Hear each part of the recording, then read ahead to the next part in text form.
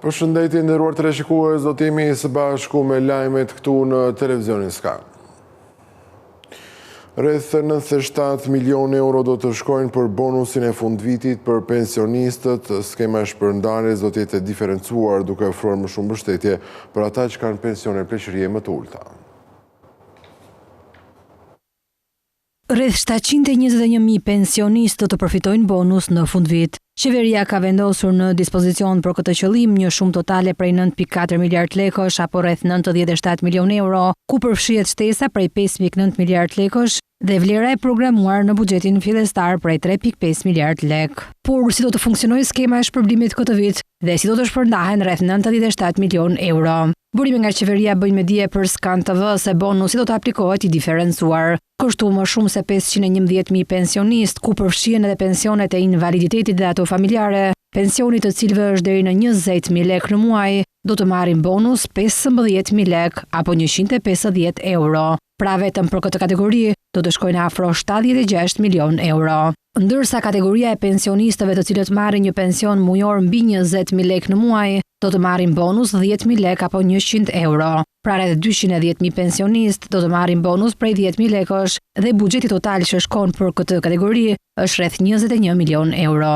Kjo skem përdoret si një formë për të dhënë më shumë mbështetje atyre pensionistëve të cilët kanë pensione më të ulta, por cilët janë kategoritë që përfitojnë shpërblim në fundvit. Pensionet e pleqërisë, pensionet e kooperativave, pensionet sociale, të invalidëve të luftës, pensionet e caktuara me dekret, pensionet e caktuara nga sigurimet shoqërore, ato suplementare, pensionet e familjeve të pilotëve që humbin jetën, pensionet e oficerëve, të minatorëve, të atyre që kanë punuar nën tokë, pensionet e ushtarakëve, të akademikëve, të personave që kryejnë funksione kushtetuese, të invalidëve, pensionet e veçanta si dhe pensionet për fëmijë në përkujdesje të shtetit. Në dhjetor 2024 po të ndarë në dy nivele, pensionistët gjithashtu morën 15.000 dhe 10.000 lek shpërblim.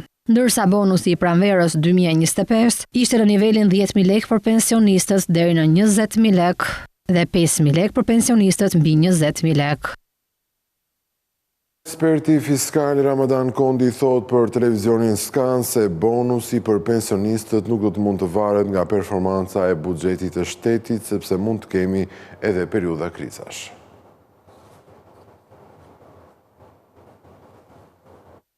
Ne duhet vendosim disa me kufi, disa caqe, duhet vendosur një dysheme, duhet vendosur edhe një tavan. Dhe përsepse, përsa i përket indeksimit, është detyrim ligjor për të gjithë. Çdo vit. Duhet bërë çdo vit. Nuk ka është pension i vogël apo është pension i lartë. Pasandaj, kur themi për rritje, mund të arrisim pensionin e vogël 10.000 lek të reja, fjala vjen në muaj, pensionin maksimal 0 lek. Këtu është e... Pra duhet bërë këtu ajo. Po pra, këtu duhet bërë. Dhe që të jemi të qartë dhe të pasëm në veprimet që bëjmë për të gjithë për shtresat. Pa i goditur, si me thënë, pa i brarë, në atë nivel që kanë arritur standardin e jetesa për të mirëqenies tyre. Ndërkohë, pavarësisht se pensioni privat është një alternativë përmes të cilës mund të sigurojnë të ardhura më të larta në moshën e pleqërisë, sërish raporti me numrin e kontribuesve në skemën e sigurimeve shtetërore është 8 i ulët. Me sytë vetëm nga indeksimi dhe bonusi i fundvitit, por duke harruar që ekzistojnë edhe mënyra të tjera për të përfituar një mas më të lartë pensioni në pleqëri. Një alternativë është pensioni privat. Pavarësisht se po rritet vazhdimisht numri i shqiptarëve që zgjedhin të kontribuojnë edhe për një pension të tillë, raporti me kontribuesit në skemën shtetërore të sigurimeve shoqërore është i thellë. Sipas të dhënave nga Autoriteti i Mbikëqyrjes Financiare, numri i anëtarëve në fondet e pensioneve private arriti mbi 48.000 në fund të 6 mujorit, duke u rritur me 7.4% në krahasim me vitin e kaluar. Skemës së pensioneve private rezultojnë të jenë shtuar 3.315 kontribues të rinj. Pavarësisht kësaj, numri i anëtarëve pasiv është rritur gjithashtu, për ai atyre që kanë tashmë një llogari në fond, por nuk paguajnë kontribute. Qytetarët kanë mundësi që të investojnë paratë e tyre në 8 fonde të pensioneve private, të cilat administrohen nga 4 shoqëri. para që qytetarët derdhin për një pension privat, shoqëritë administruese të fondeve të pensioneve private i investojnë vetëm në tituj qeveritar, pra në bono thesari dhe obligacione, dhe nuk i investojnë në forma të tjera, si për shembull depozita bankare. Statistikat zyrtare tregojnë se tregu i pensioneve private ka një total asetesh neto prej rreth 13.8 miliard lekësh, duke shënuar një rritje me gati 8%. Rreth 13.7 miliard lekë janë investuar në tituj qeveritar, duke përfshirë këtu edhe fondet private të mbyllura. Raporti ndërmjet atyre që kontribuojnë në skemën shtetërore të sigurimeve shoqërore dhe atyre në skemën e pensioneve private vijon të jetë i ulët. Pra sipas një llogaritjeje, përafërsisht 5.7% e kontribuesve në skemën shtetërore të sigurimeve shoqërore derdhin gjithashtu para për pension privat. Në kuadër të reformës së pensioneve, për të cilën qeveria shqiptare po bashkëpunon prej disa kohësh me Bankën Botërore, me qëllim rritjen e masës së përfitimit për ata të cilët dalin rishtasi në pension, është diskutuar që të ndërhyet në 2 shtylla kryesore, konkretisht në rishikimin e koeficientëve të vlerësimit, si dhe në zbatimin e kolonës së dytë, që janë pensionet private, pra të bëhet e detyrueshme që një përqindje e pagës së një punonjësi të shkojë edhe për pension privat. Qeveria shqiptare ka bërë alokime të fondeve për pushtetin vendor me qëllim mundësimin e më shumë shpërblimeve për qytetarët shqiptarë, ndërkohë që një pjesë e fondeve do të shkojnë për shpërblimin e punonjësve që u angazhuan për shuarin e zjarreve. Qeveria ka akorduar një buxhet të konsiderueshëm fondesh për pushtetin vendor me ndryshimet e bëra së fundmi përmes aktit normativ. Kjo për shkak se një pjesë e madhe e bashkive vijojnë të kenë probleme financiare. Kështu referuar aktit normativ për ndryshime në buxhet, bashkive do t'i shkojnë 2 milion euro të pjesës së taksave të ndara, që i transferohen buxhetit vendor si rrjedhojë e realizimit të lartë të tatimit mbi të ardhurat personale. Kjo do të sjellë më shumë financim për pushtetin vendor për të mundësuar ofrimin e më shumë shërbimeve publike për qytetarët. Po ashtu është rritur me 1.5 milion euro transferta e pakushtëzuar sektoriale për funksionin e mbrojtjes nga zjarri dhe shpëtimi, për të mbështetur bashkitë për dhënien e shpërblimit të punonjësve të angazhuar në shuarjen e zjarreve gjatë muajve të verës. Kështu 16 bashkive në të cilat ka pasur intensitet të lartë dhe kozgjatje të zjarreve, ju akordohen fonde për 2 paga shpërblim dhe bashkive të tjera u akordohen fonde për 1 pagë shpërblim për punonjësit e mbrojtjes nga zjarri. Në këtë mbështetje buxhetore nuk është përfshirë Bashkia Tiranë për arsye se kjo bashki ka potenciale të mëdha fiskale për të gjeneruar të ardhura nga taksat dhe tarifat vendore. Të ardhurat e Bashkisë Tiranë në 3 vitet e fundit zënë mesatarisht rreth 58% të totalit të ardhurave të 61 bashkive të vendit. Qeveria ka vendosur gjithashtu rritjen me rreth 750.000 euro si transferte pakushtëzuar e përgjithshme për mbulimin e shpenzimeve të veprimtarive dhe të funksioneve për disa bashki që nuk kanë realizuar mjaftueshëm nivelin e të ardhurave për të mos cënuar ofrimin e shërbimeve publike të domosdoshme. Po ashtu 440.000 euro shkojnë si transferte pakushtëzuar sektoriale për funksionet arsim parashkollor, mbrojtje nga zjarri dhe shpëtimi. Këto fonde shtohen për disa bashki në funksion të plotësimit të standardeve kombëtare për këto shërbime.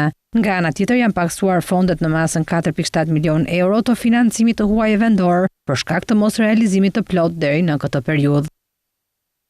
Gjysma e parë e këtij viti ka shënuar një rritje të kuasë marrë nga burimet informale, sipas dhënave të publikuara nga Banka e Shqipërisë, rreth 39% e rasteve huamarrja deklarohet në formën e paras në dorë nga të afërmit ose miqt.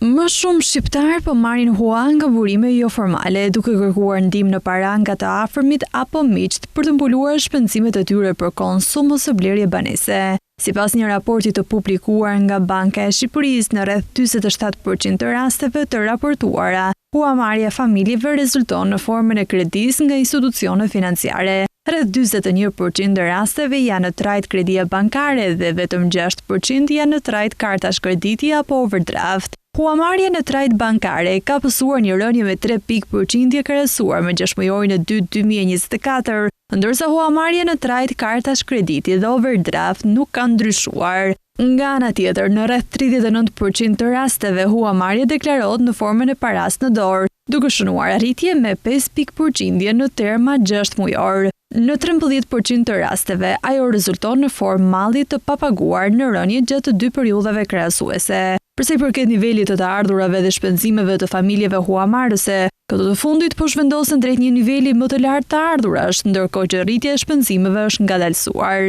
Dy format kryesore të pagesës së UAS vijojnë të mbeten. Pagesat me shumë të njëjtë, çdo 1, 3, 6 dhe 12 muaj, në 58% të rasteve të huamarrjes, me shumë të ndryshueshme në periudha të ndryshme dhe me shuma të ndryshueshme çdo 1, 3, 6 dhe 12 muaj, në 7% të rasteve të huamarrjes. Raporti tregon se në 63% të rasteve të huamarrjes rezulton se huaja është e pagarantuar dhe kjo peshë është rritur me 1 pikë përqindje krahasuar me 6 mujorin e kaluar. Nga ana tjetër, pesha e rasteve të huamarrjes së garantuar me një pronë të familjes ka rezultuar në rënje.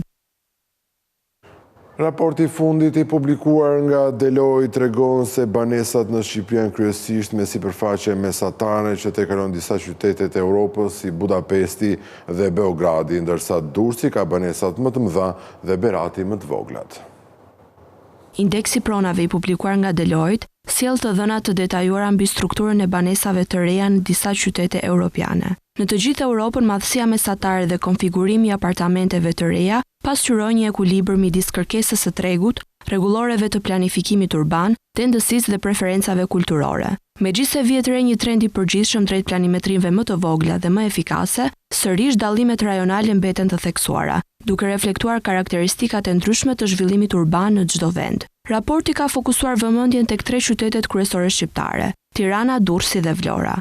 Në këto qytete shumica e banesave të reja janë të tipit 1+1 ose 2+1, në madhësinë 50 deri në 80 metra katror, me kuzhina dhe balkone me plan të hapur. Ashensorët dhe parkimi janë të zakonshëm në projektet më të fundit. Përveç kësaj, theksi mbetet e aksesueshmëria, drita natyrale, hapësira e mirë brenda apartamentit dhe efikasiteti energjetik, duke e bërë banesën e re të përshtatshme për jetesën moderne. Të dhënat nga censi tregojnë se Berati ka peshën më të lartë të banesave të vogla, në 40 metra katror, ndërsa Durrësi kryeson me banesat më të mëdha, mbi 130 metra katror, që përbëjnë 4% të totalit. Shkodra, Tirana, Dibra dhe Vlora ndjekin Durrësin në renditjen e banesave të mëdha, ndërsa Berati dhe Kuksi kanë peshën më të ulët. Kur krahasohen të dhënat shqiptare me qytetet e tjera europiane, Shqipëria rezulton e pozicionuar mirë. Sipërfaqja mesatare e banesave në vend i kalon qytete si Budapesti, Bratislava, Ljubljana, Beogradi dhe Parisi. Mesatare e sipërfaqeve të banesave në Shqipëri është e ngjashme me disa qytetet e Europës veriperëndimore.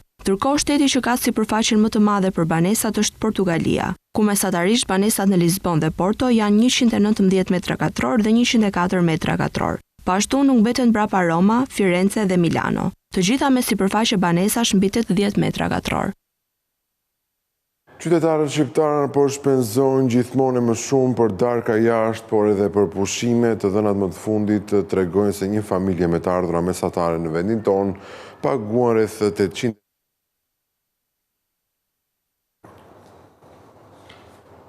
Një familje shqiptare shpenzon mesatarisht 7.000 lekë ose 70 euro në muaj për dalje në restorant apo për qëndrime në hotele, sipas të dhënave më të fundit mbi strukturën e shpenzimeve familjare. Kjo shumë përfaqëson 7.6% të totalit të buxhetit mujor, që mesatarisht arrin në 93.000 lekë. Në llogaritë vjetore, çdo familje në Shqipëri shpenzon rreth 84.000 lekë ose rreth 850 euro në hotele dhe restorante. Duke marrë parasysh se në vend ka rreth 755.000 familje, rezulton që shqiptarët shpenzojnë gjithsej 63.6 miliard lekë në vit, ose afërsisht 636 milion euro për konsum në restorante dhe hotele. Kjo shifër tregon rritje të ndjeshme të peshës që zë grupi restorante dhe hotele në shpenzimet e familjeve shqiptare krahasuar me disa vite më parë, kur ajo luhatej rreth 4 deri në 5%. Tendenca duket si lidhet me rritjen e çmimeve në sektorin e gastronomisë dhe turizmit, por edhe me ndryshime në stilin e jetesës, ku gjithmonë më shumë familje zgjedhin të darkojnë jashtë shtëpisë ose të kalojnë fundjavën në hotele brenda vendit ose jashtë. Ekonomistët vlerësojnë se këto shpenzime përbën një tregues të qartë të rritjes së konsumit të brendshëm, por paralajmërojnë se rritja e çmimeve në sektorin e shërbimeve po ndikon drejt për drejt në buxhetet familjare.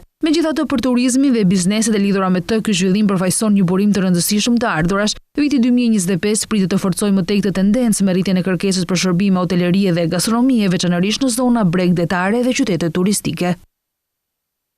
Liderët e 6 vendeve të Ballkanit Perëndimor kanë nënshkruar në Londër deklaratën e përbashkët për tregun rajonal dhe energjinë elektrike, ndërkohë që në kryeshtetin britanik u mbajt samiti i radhës i procesit të Berlinit.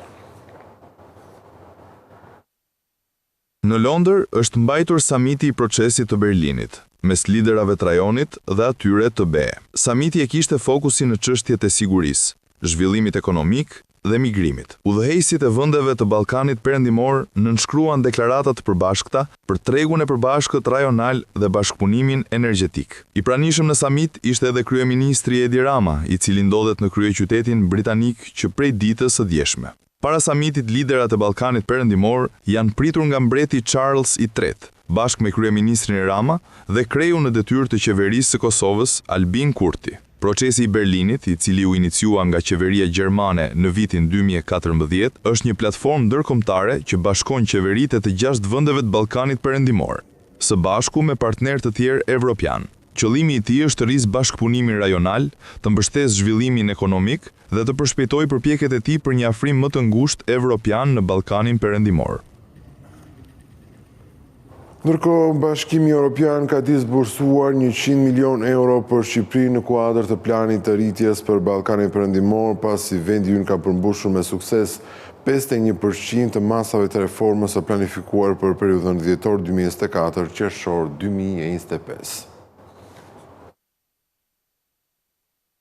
Bashkimi Evropian ka disbursuar 100 milion euro për Shqipërinë në kuadër të planit të rritjes për Ballkanin Perëndimor, pasi vendi ka përmbushur me sukses 51% të masave të reformës të planifikuara për periudhën dhjetor 2024 qershor 2025. Ky financim rendit Shqipërinë si vendit me performancën më të mirë në rajon për këtë fazë. Fondet do të mbështesin përpjekjet e Shqipërisë për të nxitur më tej rritjen ekonomike dhe për të forcuar institucionet publike. Konkretisht, 46.2 milion euro janë dhënë si kredi e kredituar direkt në thesar për zbatimin e reformave, 54.1 milion euro që përbëhen nga 28.5 milion euro në grante dhe 24.6 milion euro në kredi kanalizohen përmes kornizës së investimeve të Ballkanit Perëndimor të Bashkimit Evropian për të mbështetur projektet e zhvillimit të infrastrukturës. Komisioni Evropian vlerëson progresin e Shqipërisë në fusha kyçe, si energjia, digitalizimi, konkurreshmëria dhe integrimi ekonomik. Ky është një hap konkret drejt afrimit me tregun e vetëm evropian, ndërsa përfitime të tjera për qytetarët, si eliminimi i tarifave të roaming me Bashkimin Evropian dhe instalimi Wi-Fi falas në të gjitha bashkitë, janë në proces. Mekanizmi për reforma dhe rritje funksionon në cikle 6 mujore me disbursimin e ardhshëm të parashikuar për pranverën e vitit 2026. Në fund të këtij edicioni u kujtoj se për më tepër informacion ju mund të klikoni edhe në faqen tonë të internetit skantv.al, ku do të gjeni gjithçka mbi ekonominë, banka, sigurimet, tregjet financiare dhe të tjerë. Gjithashtu mund të na gjeni edhe në Facebook, Instagram, YouTube dhe LinkedIn. Këtu kemi përfunduar, unë ju falenderoj për vëmendjen, bashkë, mirupafshim.